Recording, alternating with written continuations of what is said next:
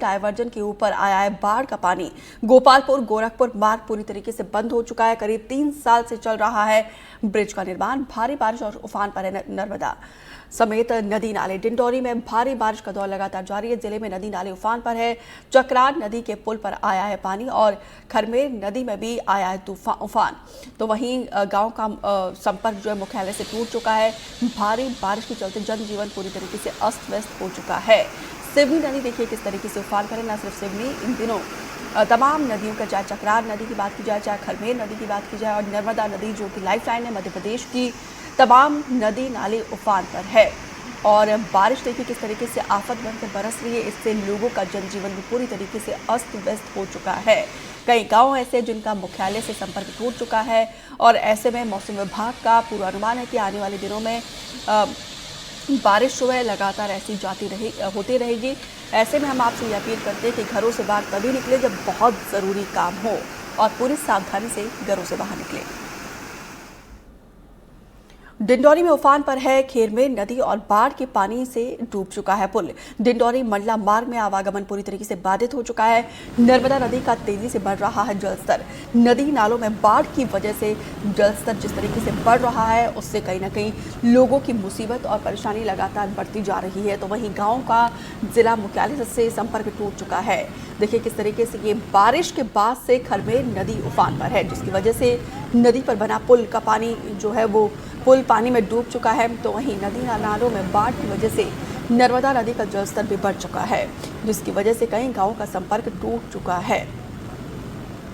तो तस्वीरों में देखकर आप अंदाजा लगा सकते हैं कि कैसे नर्मदा नदी का तेजी से जलस्तर बढ़ते जा रहा है। ऐसे में कुछ लोग एडवेंचर के तौर पर नदी नालों के आसपास जा रहे हैं। हम उनसे यही अपील करते हैं कि इस वक्त नदी नालों के पास जाने से बचें। सूरजपुर का हाल बताते हैं बारिश से किस तरीके से यहाँ पर भी भारी बारिश का दौर जारी है। लगातार बारिश ने खोली है दावों की पोल। शहर के कई इलाकों में पानी भर गया है। पानी भरने के चलते बड़ी है लोगों की परेशानी। तहसील कार्यालय और अस्पताल में पानी घुस चुका है। सूरजपुर जिले में लगातार हो रही बारिश के बाद से प्रशासन के दावों की पोल खुल गई है। लगातार बारिश के चलते कई इलाकों में जल भराव के चलते लोगों को खासी दिक्कत परेशानी हो रही है। तो वहीं तहसील कार्यालय और अस्पताल में भी पानी घुस चुका है, जिससे लोगों को काफ़ी परेशानी हो रही है। यहाँ पे देखिए जो लोग घरों से बाहर निकल रहे हैं वैसे तो वो पूरी सावधानी के साथ छाता और रेनकोट ओढ़ कर निकल रहे हैं, लेकिन बारिश की मूसलाधार बारिश का प्रभाव ऐसा है कि कुछ भी ना छाता काम आ रहा है ना रेनकोट पूरी तरीके से काम आ रहा है, क्योंकि देखिए कई सड़कें ऐसे जो तालाब में तब्दील हो चुके हैं। यहाँ तक कि अस्पताल और तहसील कार्यालय में भी देखिए पानी भर चुका है। आपको समझ नहीं आएगा कि ये तहसील कार्यालय है या फिर अस्पताल है, क्योंकि जिस तरीके से पानी घुस गया है इससे लोग भी काफ़ी परेशान हो रहे हैं। जो अस्पताल में ट्रीटमेंट के लिए आ रहे हैं, मरीज के साथ तीमारदार परेशान हो रहे हैं। तो वहीं तहसील कार्यालय में जो लोग कामकाज के लिए जा रहे हैं उन्होंने भी काफ़ी दिक्कत परेशानी हो रही है। तो लगातार बारिश से एमपी में उफान पर है नदी और तालाब। जबलपुर समेत 30 जिलों में भारी बारिश का अलर्ट जारी किया गया है।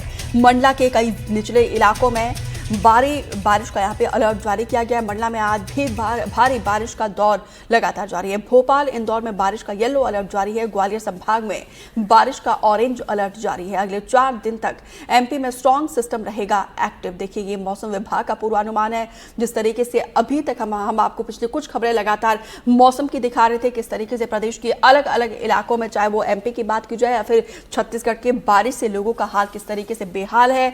और मौसम विभाग के पूर्वानुमान के मुताबिक आने वाले कुछ दिनों तक मौसम का ऐसा ही रुख रहने वाला है। निहारिका शर्मा ज्यादा जानकारी के साथ जुड़ी है। निहारिका, आने वाले दिनों में एमपी में स्ट्रॉन्ग सिस्टम एक्टिव रहने वाला है। प्रशासन के द्वारा क्या गाइडलाइंस जारी किए गए, कौन से ऐसे जिले हैं जहां पे रेड अलर्ट जारी किया है? बिल्कुल, लगातार हो रही बारिश से कई नदियां और तालाब के जलस्तर में बढ़ोतरी हो चुकी है। मंडला के कई ऐसे निचले इलाके हैं जहां पर आज रेड अलर्ट है। आज भी मंडला में भारी बारिश का अलर्ट है। मंडला के कई ऐसे जिले हैं जहां पर बाढ़ आ चुकी है, नदियां उफान पर है और उसी को देखते हुए अब कुछ दिनों तक मंडला में लगातार अलर्ट जारी है। जो निचली बस्तियां हैं उन्हें खाली कराने के निर्देश दिए जा रहे हैं और जैसे ही निर्देश मिल रहे हैं तुरंत वहां पर मौजूद टीम सारे लोगों को वहां से सुरक्षित निकाल रही है ताकि किसी तरह की अनहोनी न हो। और लोग सुरक्षित रह सकते हैं। अगले 4 दिनों तक एमपी में स्ट्रॉन्ग सिस्टम एक्टिव रहेगा। अगले 24 घंटों में 4 इंच से ज्यादा पानी गिरने की संभावना है। कई ऐसे जिले हैं जहां पर 4 इंच से ज्यादा पानी गिर सकता है। भोपाल, इंदौर में बारिश का येलो अलर्ट है। जबलपुर समेत 30 जिलों में भारी बारिश का अलर्ट है। ग्वालियर संभाग की बात करें तो वहां पर भी बारिश का ऑरेंज अलर्ट है। यानी कि कुल मिलाकर इस बार यानी कि आज भी कई ऐसे जिले हैं जहां पर बड़ी स्तर पर बारिश हो सकती है। 12 बजे टीकमगढ़ में गुरुवार को रात 12 बजे से सुबह 7:30 बजे तक भारी बारिश हुई। करीब 8 घंटे में 6 इंच पानी गिर चुका है।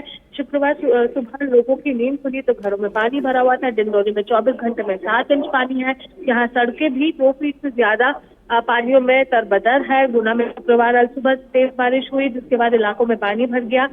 भोपाल में भी पिछले दिनों जो बारिश हुई जिसके चलते कई ऐसे इलाके थे जो जलभराव का शिकार हो चुके थे। इसके चलते अब मौसम विभाग ने शुक्रवार को जबलपुर, मंडला, डिंडोरी, बालाघाट, श्योपुर, शिवपुरी और गुना में अति बारिश का ऑरेंज अलर्ट जारी किया है। अगले 24 घंटों में यहाँ पर 8 इंच से ज्यादा पानी गिर सकता है। वहीं ग्वालियर संभाग में भी ऑरेंज अलर्ट है, लेकिन बाकी जिलों में अगर बात करें तो यहाँ पर येलो अलर्ट है और भारी बारिश की चेतावनी जारी की गई है। जी निहारिका, विस्तार से जानकारी देने के लिए आपका बहुत बहुत शुक्रिया।